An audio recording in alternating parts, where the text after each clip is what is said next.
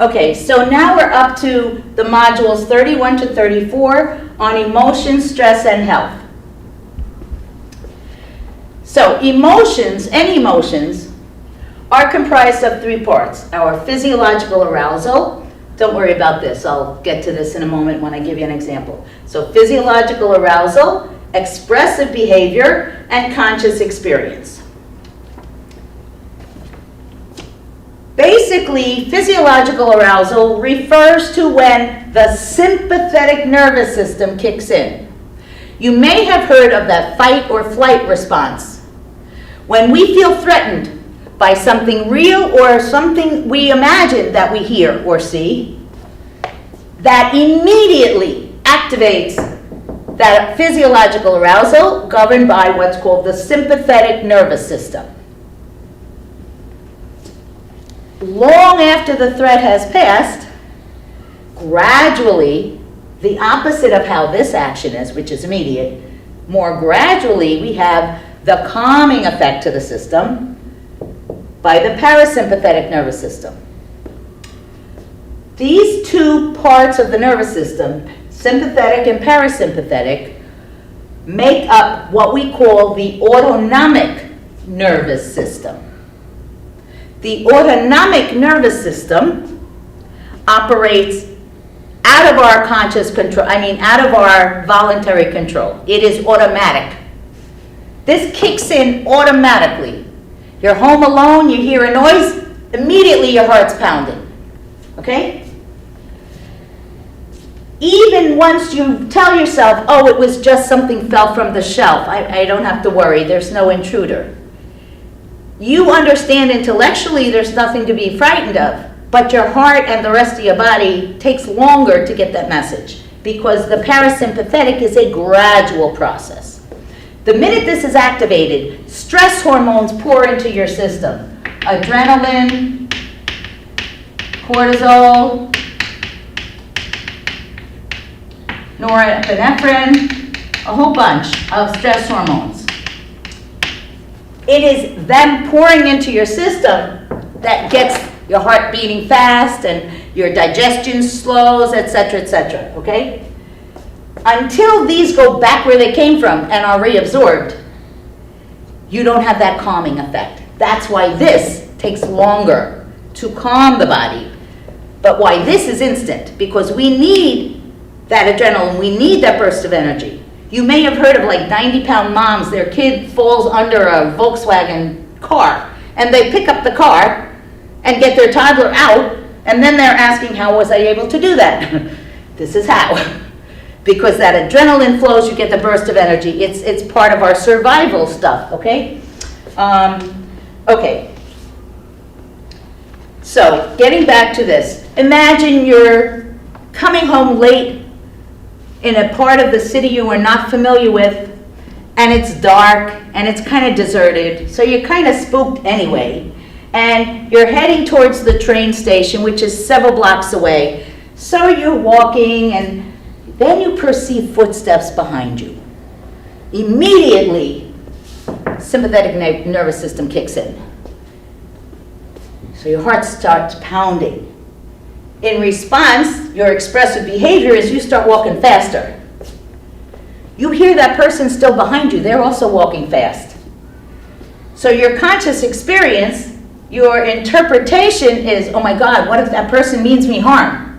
Okay? So that's your conscious experience. So you're walking really, really fast, and that other person is walking fast, and just when you think your heart is going to explode, the person passes you, and you see it's a young woman with a baby carriage, and she's just as anxious to get to the train station and get out of this deserted area as you are.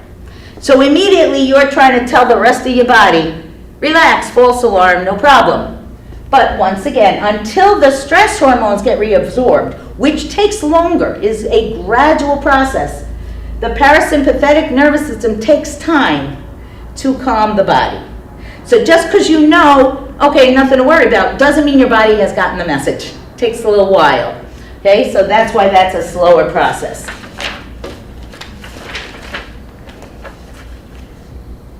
Now you may have heard of the polygraph test or the lie detector test.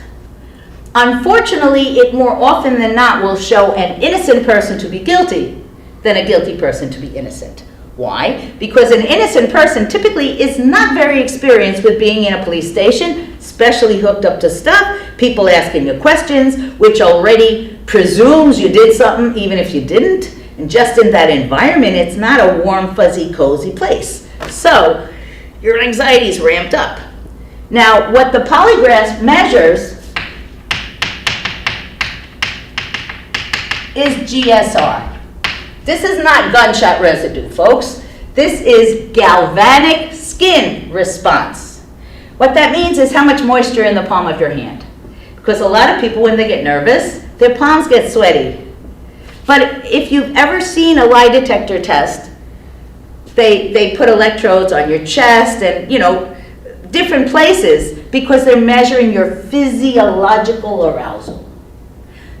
The concept being, if you are lying, that's going to activate your physiological arousal. But that if you're not lying, it won't. That's actually, again, not so. If you are a pathological liar or a psychopath whose defining characteristic for that disorder is no sense of guilt, not only that, but we know physiologically psychopaths have lower levels of stress hormones. So they literally don't sweat like we do. They don't get nervous like we do. They can lie with a straight face. Okay? So somebody who is a psychopath can pass a lie detector test and still be guilty as sin. Whereas somebody who's very innocent and understandably nervous in that situation might show up to be guilty. So this is one of the reasons why in New York State, for example, lie detector tests or polygraph tests are not admissible in courts of law as evidence. They may still be conducted as a way to help convince somebody, see, I have nothing to hide, I didn't do it. Okay, but legally, not so much. Now, the brain cannot really distinguish between emotions of fear, anxiety, irritation, guilt. It kind of reads them all the same. But it is a fact that we have two hemispheres of the brain, and it is a fact that they govern different types of emotions. Now, what is the case is, if you are right hemisphere dominant, meaning the right side of your brain is dominant, then you would be left-handed, because there is what's called cross-dominance. So people who are naturally left-handed, meaning the left hand is their dominant hand, have right hemisphere dominance in their brain. It is most common, though, to have the left hemisphere be the dominant one, and these people are right-handed.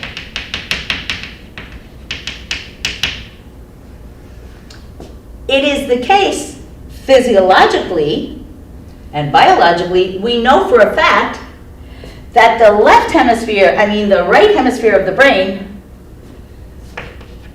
governs negative emotions, whereas the left hemisphere of the brain governs positive emotions. And the reason that might matter is we know for a fact, because there's been a ton of studies done, people who are right hemisphere dominant, in other words, left-handed, have a lot more risk factors for depression, behavioral disorders, learning disorders, all kinds of issues. It doesn't automatically mean you're destined to develop such things. It just means you're more likely to than somebody who has left hemisphere dominance. It's also the case that you might be more pessimistic in your worldview, meaning, you look at things, you look at the glass as half empty, whereas somebody who is more positive is going to look at the glass as half full. Same amount of water. It's what your view is. That's what filters incoming information, okay? So people who are right hemisphere dominant and therefore left-handed tend to be more pessimistic, meaning they expect the worst, versus these people who might be more optimistic. Now, I've heard people say when I give this lecture, when there are actual students here, yeah, but my sister, my mother, or whatever, writes with both hands, with equal dominance. So there is no dominance in that sister or that relative. And my answer to that is, yes, there is. Every human develops dominance between ages 3 and 5. The reason, though, why you have some people who claim and actually seem to be able to have equal dominance, can write equally with right or left hand and it doesn't look like a child's scratchings, okay, is because those are people born with right hemisphere dominant, but either because of their culture or historical context. For example, my mother, and I will not say her age because then you guess my age and that's a secret, but my elderly mother can write like mirror image. Used to embarrass the hell out of me when she would sign a credit card slip because she'd ask for a second pen and demonstrate for the cashier, who couldn't care less, that she could write this way, forward, and backwards at the same time. Because she has equal flexibility and ability to use either hand. Because when she was a kid, they didn't know a lot about the brain. And they thought, no, somebody's left-handed, you gotta fix that. Because this is the correct way to be. So if they're born this way, we gotta change that. Without realizing, you can't change dominance in the brain. You're born that way. You're not supposed to mess with Mother Nature in that way anyway. So, people who are what's called ambidextrous, okay, meaning equal ability to use both hands, are always born with right hemisphere dominance. But the people around them, or whoever taught them, whoever parented them, forced them to change. And therefore, they were forced to learn to write with the right hand, but they still had dominance that allowed them to use the left hand.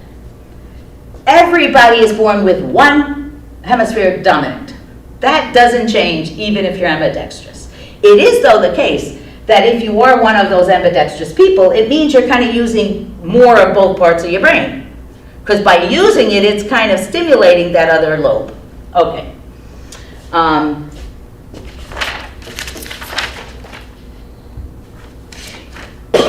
It's also the case that expressions on our face actually impact our experience of emotion.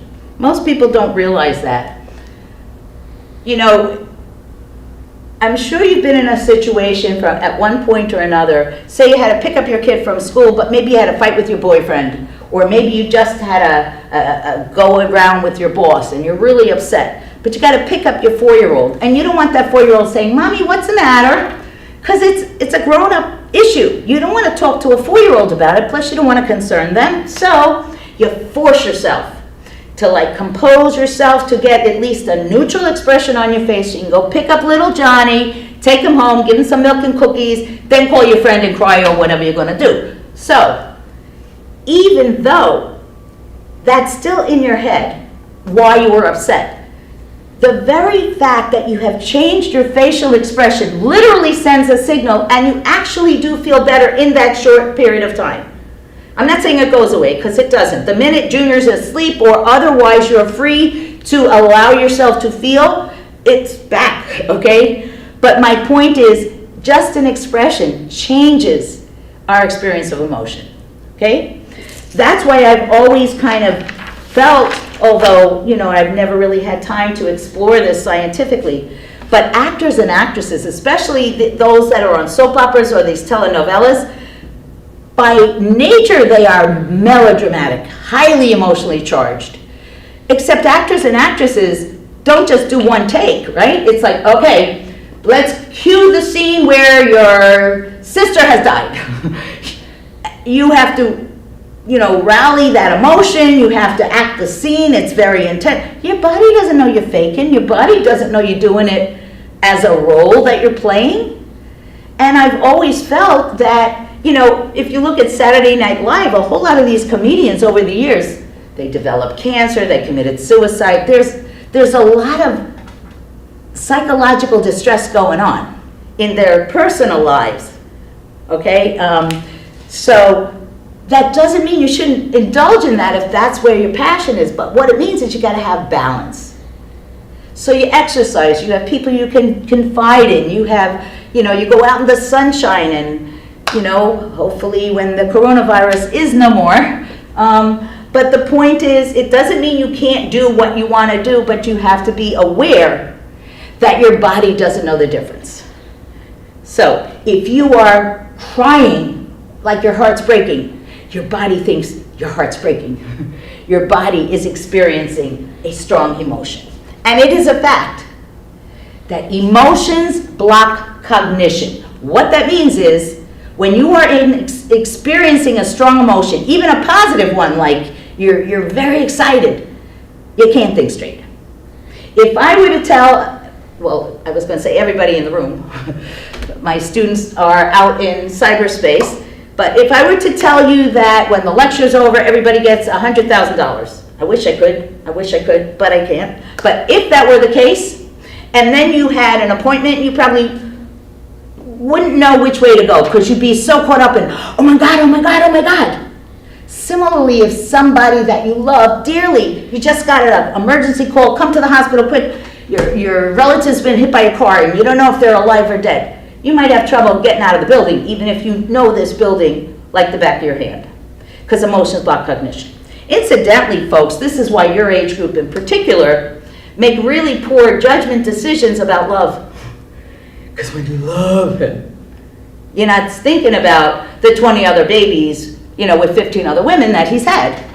And it's not just a male. I'm just saying, when your heart's involved, when your emotions are involved, you are not thinking straight. That's why I urge all of you to ask various questions before you allow your heart to get involved.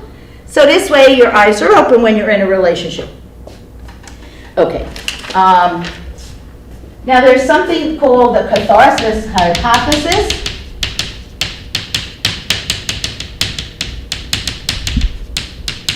Catharsis is a Greek word that means release of emotion. So like when a woman goes to what some guys call a chick flick, in other words, an involved story, where there's a lot of sad parts, and a woman may start crying because she identifies with the character in the film. But it's a release of emotion. It's cathartic. She feels better. Okay? Similarly, when my son was, 8, 9 years old, maybe 7 years old, something like that, back then there was WWF. Before that stood for World Wildlife Federation. It stood for the World Wrestling Federation. Okay?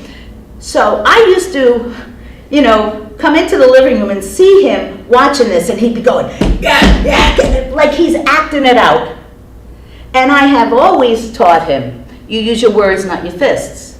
I have always, de-incentivized him to use physical actions, okay? But he's a young male, and he had, like any male, these, especially once he got a little older with puberty, there are the hormones that kick in 16 times what they are prepubescent in terms of the amount of testosterone.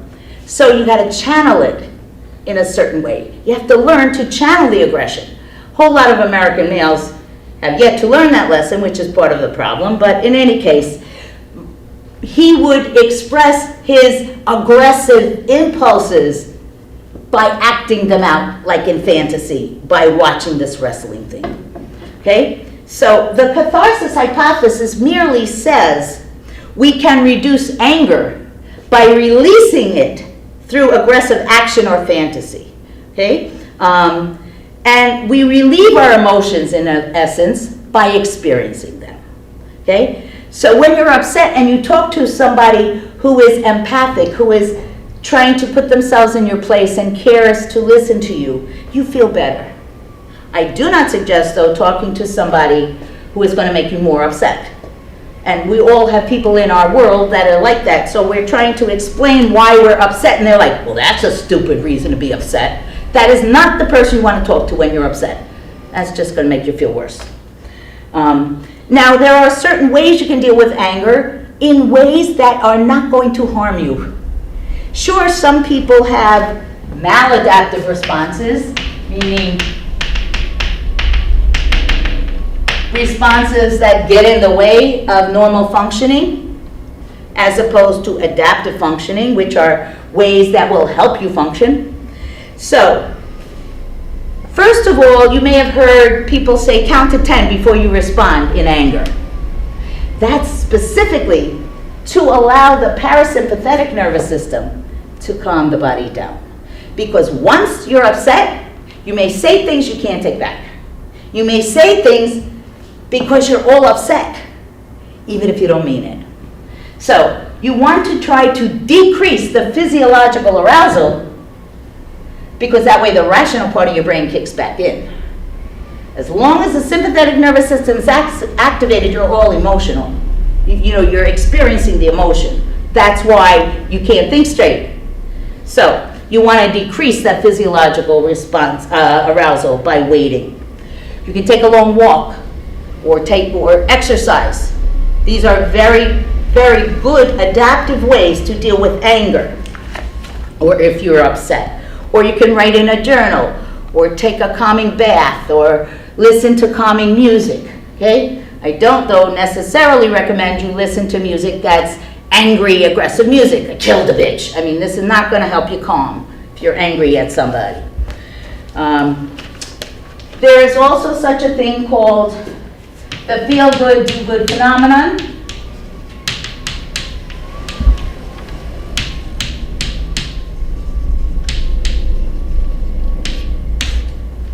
And this is kind of an obvious thing. What it means is, when you feel good, you're more likely to do good. If you're in a good mood, you tend to be more helpful for someone else. You tend to perceive the world as a safer place and have overall that greater satisfaction. You make decisions better. If normally on the train you're anxious to get a seat, but you're in a really good mood and somebody wants the seat, sure, take the seat, you don't care. Obviously, if you're in a bad mood and they try to get the seat, this is how you got kind of road rage on the train sometimes. But anyway, that's all the feel-good, do-good phenomenon refers to. But a lot depends on our perception of a situation. We had spoken at the beginning of the term about the perspective of cognitive. The cognitive perspective is about how we think. It really boils down to how we interpret information to ourselves. So somebody says something to us, or we see a sign, what we tell ourselves it means is how we respond. And the problem is we don't always objectively view something. So we talked about how with Erikson's psychosocial stage theory, if you learn mistrust instead of trust at the cradle, you're one of these people ready to go off. You almost don't need a trigger. So those people misread social cues all the time. They see a neutral expression, but they read it as a hostile expression. They misinterpret a neutral comment as if it's an aggressive comment. If somebody accidentally bumps into them on the train when the train lurches, they think that person has